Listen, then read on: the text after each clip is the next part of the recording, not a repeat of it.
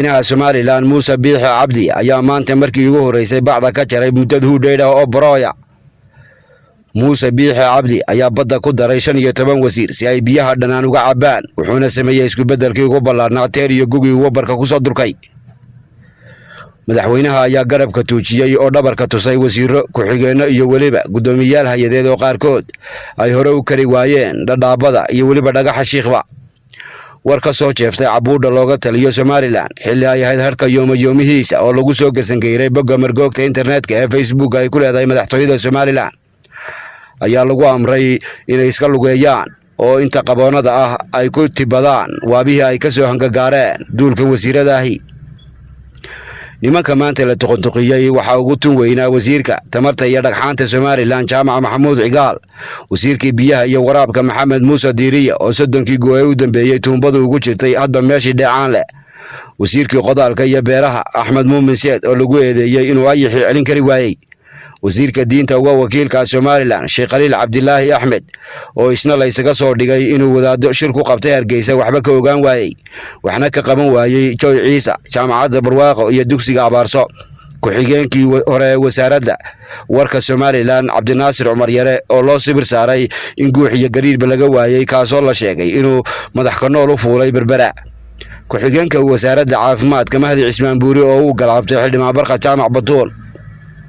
guddoomiyihii lacagta iyo baaranka Somaliland Cali Ibraahim Jaamac Badaadi oo isna la isugu soo toosiyay agaasimaha guud ee banka Axmed Xasan Carwo oo YouTube u samaystay iskala dhicinta madaxweynaha. isaguna daawade waxaan meesha ku cali cigaalin Farxaan Aadan Haybe oo loogu soo marmarsiyooday inuu ahaa laba wajiile isla jaarkaasna ahaa ninkii waxba ka tari waayay inuu xildhibaan Guruuje codka siiyo. isaguna wasiirkii ciyaalka iyo caruurta Boos Mire Maxamed ayaa isna dhegta la jiiday.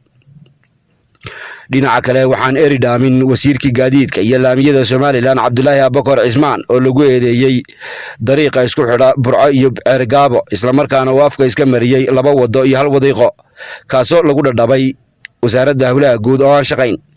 Cabdirashiid Ducaale Qambi ayaa isna lagu gees iyo gafuuray wasaaradda ciyaalku ka badariyaan ama ka bardoodamaan.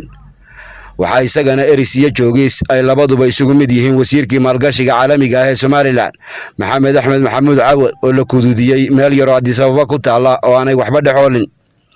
wasiirada haanta laga duldhookeeyay ee gudaha biyo culusta u soo galay xukuumadda madaxweyne Biixi waxa ugu miisaan culus Cali Xasan Maxamed Cali Mareexaan oo lagu leeytaalay wasaaradda ceelasha biyaha iyo waraabka.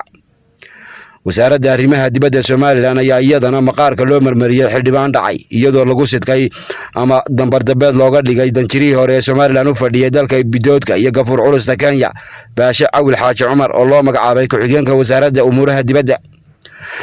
iyaduna waxaa ka mid ah xubnaha gudaha soo galay wadaadka la dhaho Albani oo ah sidoo kale ganacsatada waaweyn kaasoo madhabkiisu yahay Salafiya, looguna talagalay inuu wasaaradda diinta iyo waqaafta ka weeteeyo culimada Qaadiriya iyo weliba al-Ictisaam, isagoo midna garhka iskaga qaban doona qaarna iskaga eegi doona hangool faraarale. intaa waranay waxaanu ku darna ma ogin wax weydiin ogaal ka sheegnay. waa Maxamed Aadan Dirir, tan iyo kulanti dambe nabadgelyo iyo nooli kulante.